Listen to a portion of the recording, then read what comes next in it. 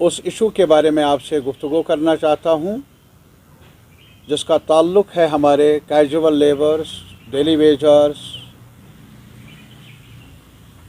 Scheme workers जो मुख्तलिफ़ महकमों में काम करने वाले हैं और बदकिस्मती से आज तक वो एहतजाज करते रहे।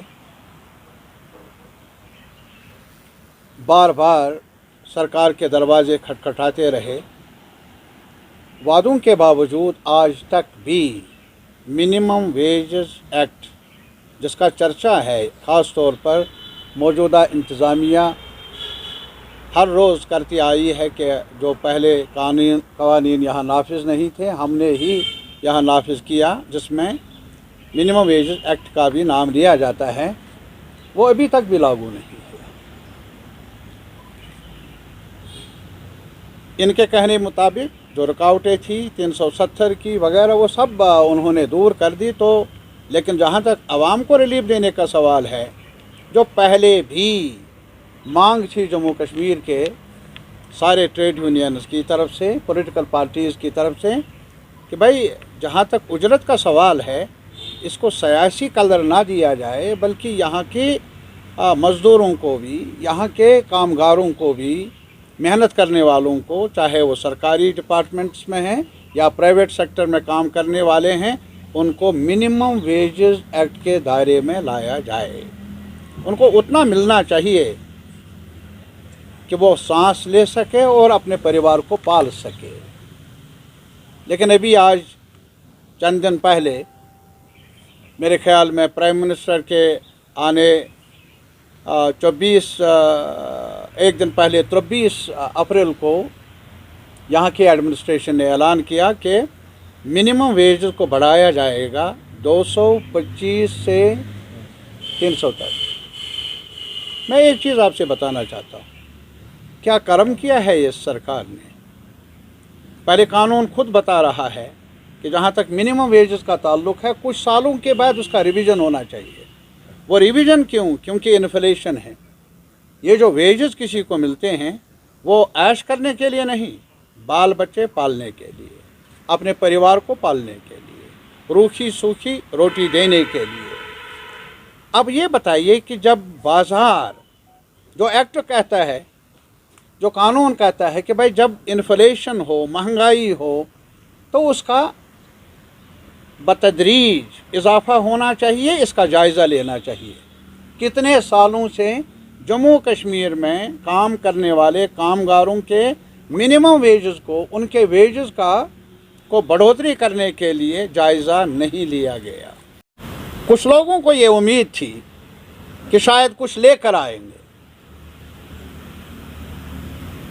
लेकिन मैं ज़ाती तौर पर ये बताऊंगा, मुझे कुछ लग रहा था कि शायद प्राइम मिनिस्टर ऑफ इंडिया पूरे मुल्क के प्राइम मिनिस्टर हैं, तो लाजिमी तौर पर जो कई रियासतों में कुछ फसादात सरकारी शह पर हो रहे हैं, उनको रोकने के लिए वो ज़ुबान खोलते, कुछ कहते। आज फूड का सवाल, कौन सा खुराक खाना है, इस पर बहस है। कौन सा लिबास पहनना है। आप आज ये नहीं है कि आप हिंदुस्तानी शहरी है, आप किस ज़ात के साथ हैं, किस मज़हब के साथ हैं। ये सिचुएशन है जिससे आपसी टकराव, आपसी मुनाफरत बढ़ रही है। और कुछ लोग तो खुल्लम खुल्ला एक कैंपेन चला रहे हैं हेट की, नफ़रत की। कभी एक सवाल के, कभी अजान के नाम पर, कभी हिजाब के नाम पर, कभी खुराक के हलाल के नाम पर। ये हो रहा है। अफसोसनाक सूरत हाल है, तशवीशनाक सूरत हाल है।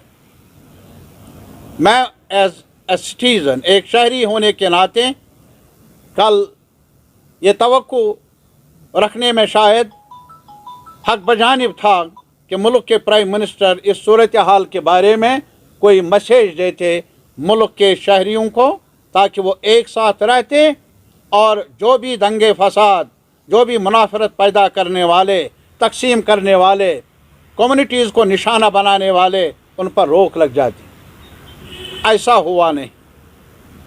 और फिर जहाँ तक जम्मू कश्मीर का ताल्लुक़ है, उन्होंने एक ख़ास बात कही है कि पंचायती राज सिस्टम को लागू करने में जब से यहाँ बड़ी तब्दीली लाई, बड़ी तब्दीली क्या, हमारे नज़र में वो एक सानिहा से कम नहीं है, ट्रेजिडी से कम नहीं है, जो यहाँ कॉन्स्टिट्यूशनल पोजीशन को हटाया गया। उसके बाद इनका कहना है कि अगर हमने कुछ किया, हमने ग्रास रूट लेवल पर डेमोक्रेसी को कायम किया। एक सवाल है मेरा अपने मुहिब वतन लोगों से, इर्रेस्पेक्टिव ऑफ पॉलिटिकल पार्टीज़, हक़ाइक़ की रोशनी में जांचिए। जम्मू कश्मीर में ये कुछ नया नहीं हुआ। पंचायती राज सिस्टम लागू, माफ़ करें मुझे अहले इक़्तिदार, 1935 में जब और कहीं नहीं, बिफोर पार्टीशन, प्री पार्टीशन, यहाँ पंचायती राज सिस्टम लागू हुआ था।